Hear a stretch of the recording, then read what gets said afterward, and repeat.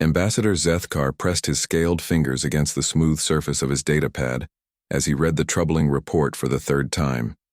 The meeting hall around him buzzed with worried conversations in dozens of alien languages. Representatives from across the Galactic Union had gathered on the neutral station of Harmony Point, and none of them looked happy. The holographic display in the center of the room showed a star map dotted with red warning symbols.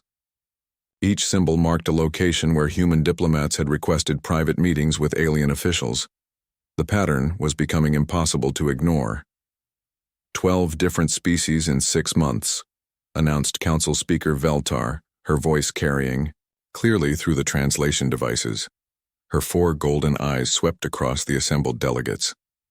The humans are breaking 3,000 years of diplomatic tradition. Zethkar remembered when the humans first arrived in their crude metal ships 50 years ago.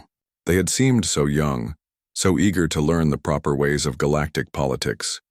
The Union had welcomed them, taught them the sacred protocols of transparent negotiation, and shown them how civilized species conducted their affairs through recorded, public discussions. But something had changed. The humans were no longer following the rules. Ambassador Kim Tae has requested private talks with the Cathari Trade Council, reported Intelligence Chief Mordal, his tentacles twitching with anxiety. No recordings, no official translators, and no Union observers. This is exactly what happened with the Vraxian mining dispute last month. Zethkar shifted uncomfortably in his seat. He had been part of that mining negotiation. The humans had arrived with their standard diplomatic team, led by a quiet woman named Ambassador Park Min. Everything had proceeded normally during the official sessions. The humans had presented their proposals, listened to counteroffers, and followed all the proper procedures. But then Park Min had done something unexpected. She had asked to speak with individual Vraxian representatives privately, not about the mining rights, she claimed, but just to understand their culture better. The Union supervisors had seen no harm in such innocent conversations. 3 days later, the Vraxians had agreed to terms that heavily favored the human colonies. The official records showed nothing suspicious, but Zethkar had felt something was different. The Vraxian negotiators had seemed more relaxed, more willing to compromise than he had ever seen them before. The pattern is spreading, continued Mordal. Ambassador Lee So has requested similar private meetings with the Zephyrian Military Council. Diplomat Choi Jun wants to meet individually with the Crystalline Collective representatives. They say it helps them understand each species better. Council Speaker Veltar's expression darkened. Understanding is what official briefings are for. We have detailed cultural files on every species in the Union. Why do they need private conversations? The question hung in the air like a toxic cloud. Every delegate in the room knew the answer, even if they didn't want to admit it. The humans were learning things that weren't in the official files. They were discovering secrets that the Union's careful bureaucracy had never bothered to record. There's something else, Mordal said quietly. Our surveillance indicates that the humans are sharing information among themselves through channels we cannot monitor. They appear to be building some kind of database about our individual representatives. A wave of nervous murmurs rippled through the assembly. The idea that humans might be studying them as individuals rather than as representatives of their species was deeply unsettling. Galactic diplomacy had always been about institutions, not personalities. Zethkar thought about his own brief conversation with Ambassador Park Min during the mining negotiations. She had asked about his family, his home colony, even his personal interests.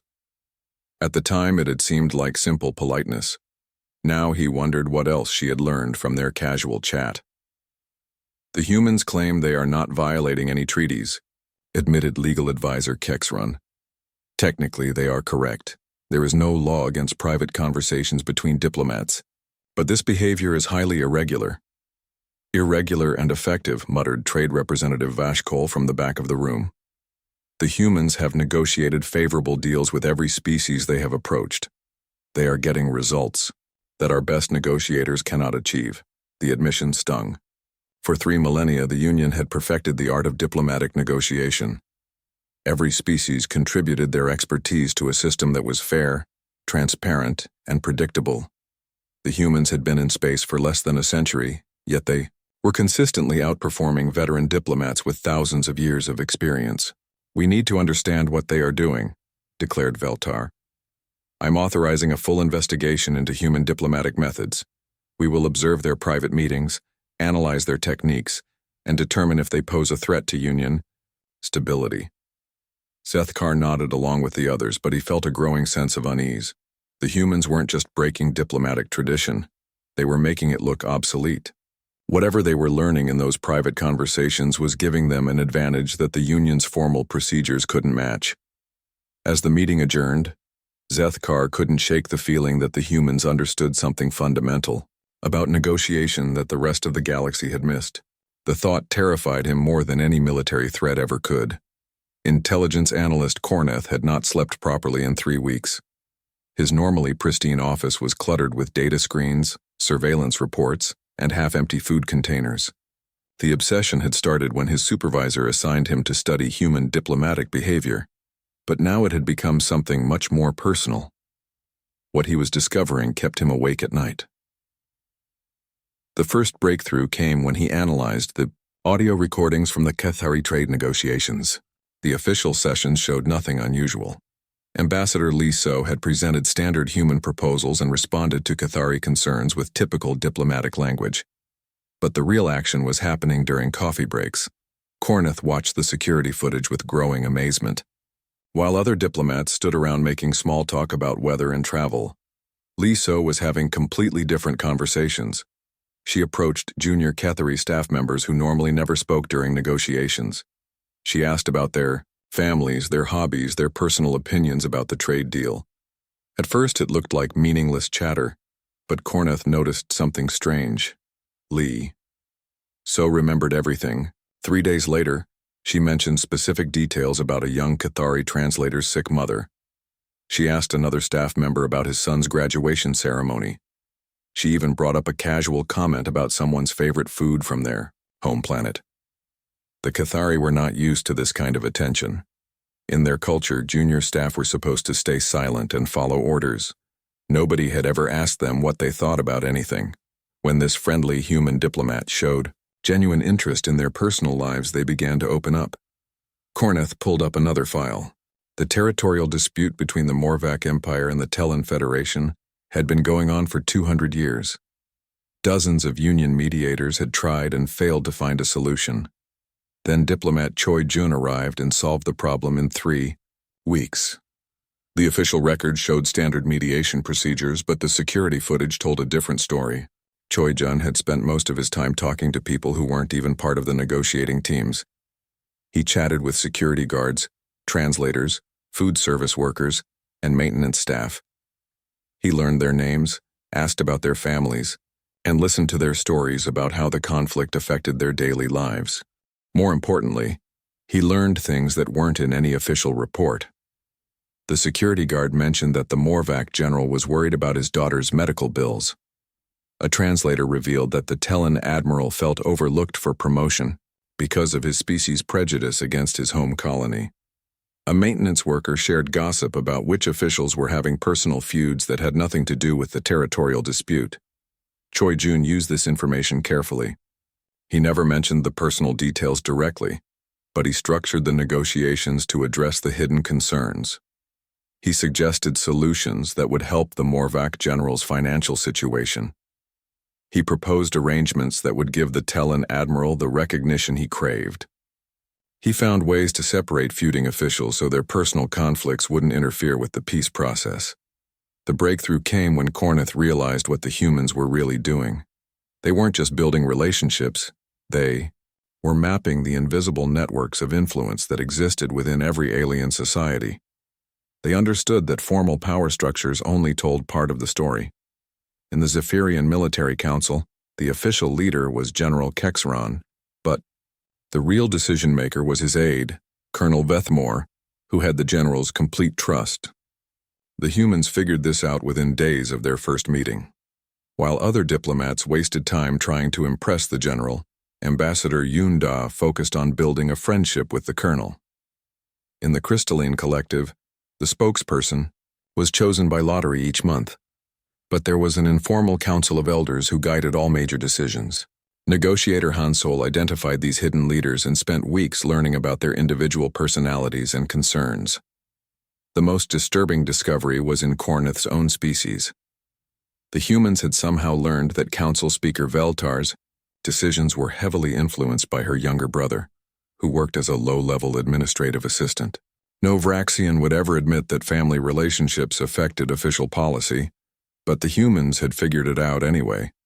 Korneth pulled up the communication logs between human diplomats. They were sharing everything they learned through encrypted channels that Union intelligence couldn't crack. Every casual conversation, every personal detail, every hidden relationship was being recorded and analyzed. Ambassador Kim Soo in the Outer Rim territories sent detailed reports about which alien officials were having marriage problems. Diplomat Parkia compiled lists of who was struggling financially and who had ambitious children looking for opportunities. Negotiator Li Jun mapped family connections that crossed species boundaries through intermarriage and adoption. The humans were building something that no other species had ever attempted, a complete psychological profile of galactic leadership.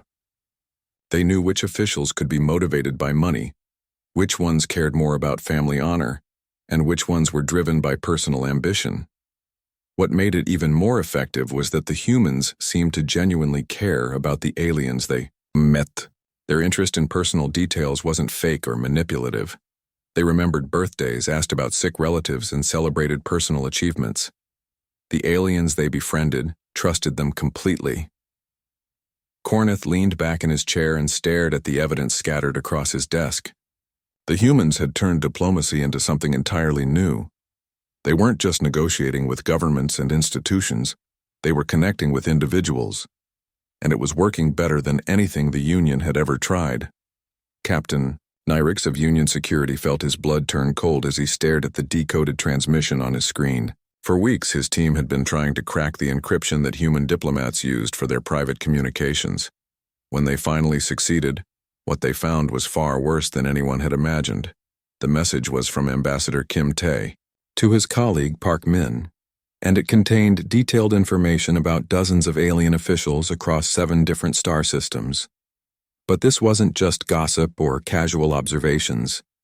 It was a carefully organized intelligence network that would make military spies jealous. Nyrix scrolled through the data with growing horror. The humans knew that Vraxian counselor Zethkar was struggling to pay for his son's medical treatment. On a distant colony, they knew that Cathari General Morvex had been passed over for promotion 3 times because of political rivalries within his own military.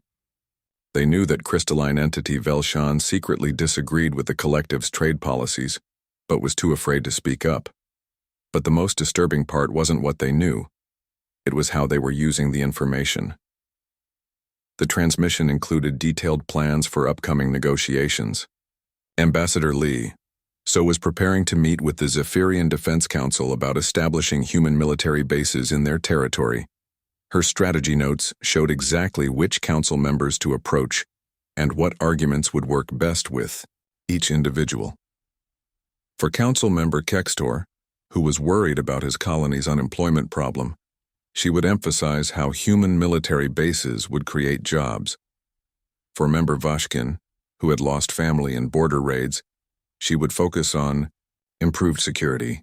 For member Telran, who felt his expertise was undervalued, she would ask for his personal advice on base placement and show great respect for his military knowledge. Nyrix realized that the humans weren't just collecting random personal information. They were building psychological profiles that allowed them to predict exactly how each alien would react to different proposals. It was manipulation on a scale that the Union had never seen before. The next message in the file was even more revealing. Diplomat Choi Jun had sent a detailed report about a recent peace negotiation between 2 warring species. He described how he had identified the key decision-makers in both governments, not the official leaders, but the advisors, family members, and trusted friends who actually influenced policy. On the Tellan side, the real power belonged to Admiral Kreshwan's elderly mother, who had survived 3 wars and whose opinions carried enormous weight in military circles. On the Morvac side, the crucial figure was General Vexmar's childhood friend, who now served as his intelligence chief. Choi Jun had spent weeks building relationships with both of these unofficial power brokers. He learned about the old woman's desire to see peace before she died. He discovered that the intelligence chief was tired of sending young soldiers to die in a pointless conflict. By the time the official negotiations began, Choi Jun had already won the support of the people. Who really made the decisions? Nyrix found himself impressed despite his growing alarm. The humans had figured out something that Union diplomats had missed for thousands of years. Every alien society had two power structures: the official one that everyone could see, and the invisible one based on personal relationships, family, ties, and informal influence. Traditional Union diplomacy focused entirely on the official structure. They negotiated with appointed leaders, followed proper protocols, and respected formal chains of command. The humans ignored most of that and went straight to the people who actually mattered. The communication logs showed that this wasn't the work of a few talented individuals. The entire human diplomatic corps was involved in gathering and sharing intelligence. Ambassador Yun Da sent personality profiles of Outer Rim leaders. Negotiator Han Sol provided detailed maps of family connections within the crystalline collective. Diplomat Park Ye compiled financial information about dozens of alien officials. They were even tracking personal relationships that crossed species boundaries. The humans knew about the secret romance between a Vraxian trade minister and a Cathari cultural attaché. They knew which alien diplomats were friends, which ones were rivals, and which ones had worked together in the past. What made it even more effective was the humans' natural ability to form genuine connections. Unlike other species that struggled with cross-cultural communication, humans seemed to instinctively understand alien emotions and motivations. They could read body language, pick up on subtle social cues, and adapt their behavior to make others feel comfortable. Ambassador Kim Soo had become genuinely close friends with several alien diplomats. Her messages showed real concern for their personal problems and celebrations of their achievements. But she was also carefully noting everything she learned and sharing it with other human negotiators who could use the information in their own talks. Nyrix realized that the humans had weaponized friendship itself. They weren't pretending to care about alien individuals. They actually did care, but they were also using those relationships to gain strategic advantages that other species couldn't match. The final message in the file was the most troubling of all. It was a summary report that showed how human diplomatic successes were accelerating. In their first decade of galactic politics, they had achieved modest results. In the second decade, they had started winning more favorable deals. Now in their fifth decade, they were consistently outperforming every other species in the Union. The humans had turned diplomacy from a formal, predictable process into something resembling a complex game where they alone understood all the rules. And they were winning every match. Admiral Kreshenok slammed his four-fingered fist on the conference table, causing the holographic displays to flicker. Representatives from across the Union had been debating for 6 hours, and they were no closer to a solution than when they started. The human diplomatic problem was growing worse every day, but none of their proposed countermeasures seemed workable. "We must ban private meetings immediately," the Admiral declared for the third time. "No more secret conversations, no more unofficial gatherings. All diplomatic contact must be recorded and monitored by Union observers." Counselor Thexarim's tentacles writhed in frustration. "Admiral, we cannot simply change 3,000 years of diplomatic law because humans are better at conversation than we are. The right to private discussion is written into the Foundation Charter. Every species in the Union would rebel against such restrictions." The irony was not lost on anyone in the room. The Union's own principles of free association and diplomatic courtesy were being used against them. The humans hadn't broken any laws or violated any treaties. They were simply being extraordinarily good at something the Union had never considered important. Intelligence Chief Mordal activated a new holographic display showing recent diplomatic outcomes. The situation is getting worse. Last month, the humans negotiated mineral rights on 7 different worlds. The month before, they secured favorable trade agreements with 12 species. They are consistently achieving results that our best negotiators cannot match. Legal advisor Kexrun studied the data with growing concern. We tried to challenge their methods through the Diplomatic Review Board. The humans simply pointed out that informal conversation has always been part of diplomatic protocol. They argue that they are following established traditions, just doing it more effectively than anyone else. The truth was bitter to accept. Union diplomats had always engaged in small talk and casual conversation during negotiations. The difference was that they had never paid attention to what they learned from these interactions. The humans were taking the same conversations and turning them into strategic advantages. Perhaps we should try to copy their methods, suggested Trade Representative Vashkol. We could train our diplomats to build personal relationships and gather information about individual negotiators. Admiral Kreshnok's expression brightened. Yes, we will create our own intelligence network. We will learn about human diplomats' personal lives and use that information against them. The enthusiasm lasted exactly 3 days.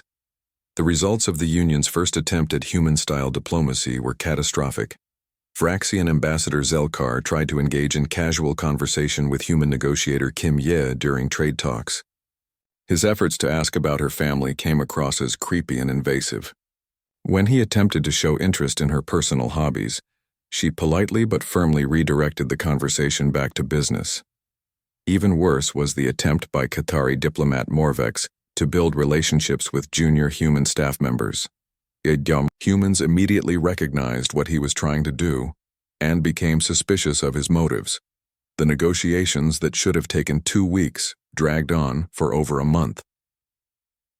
The humans can sense when we are being artificial, reported Counselor Thexrim after reviewing the failed attempts.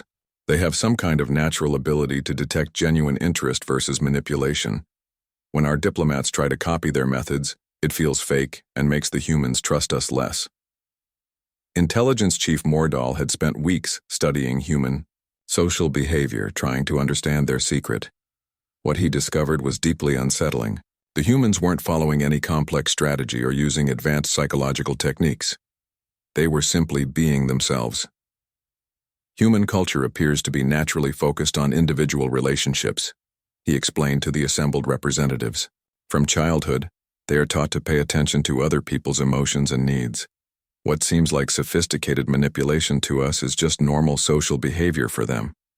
The realization hit the room like a cold wave. The humans weren't trying to outsmart anyone. They were just being human, and that was enough to give them enormous advantages in diplomatic negotiations. Ambassador Zethkar, who had personally experienced human diplomatic methods, spoke up from the back of the room. I have been thinking about my interactions with Ambassador Park Min during the mining negotiations. She asked about my family not because she wanted to manipulate me, but because she genuinely cared about my well-being. When I realized that her interest was real, I found myself wanting to help her succeed. The admission was painful but necessary. The humans were winning diplomatic victories not through deception or manipulation, but through authentic human connection. They made alien negotiators feel valued as individuals rather than just representatives of their species. We cannot compete with them, admitted legal advisor Kexrun quietly. They have a natural advantage that we cannot replicate. Their species evolved to form complex social relationships. Most of our species evolved to prioritize group harmony or hierarchical structures. We simply do not have the same instincts for individual connection. The silence that followed was heavy with implications. For the first time in galactic history, the Union faced opponents who were not more technologically advanced or militarily powerful, but who possessed superior social skills. It was a type of advantage that could not be countered through laws, regulations, or formal procedures. Admiral Kreshnok stared at the tactical displays showing human diplomatic victories across the galaxy. Each success represented not just a failure of Union negotiation, but a fundamental challenge to everything they thought they knew about interspecies relations. The humans had revealed that diplomacy was not really about institutions or procedures. It was about people. And the Union was finally beginning to understand just how unprepared they were for that kind of competition. 6 months had passed since the Union first raised concerns about human diplomatic methods.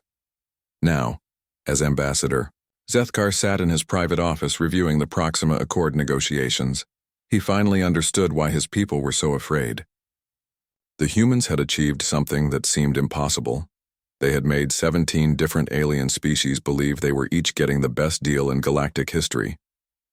The Accord covered everything from trade routes to military cooperation, territorial boundaries to cultural exchange programs.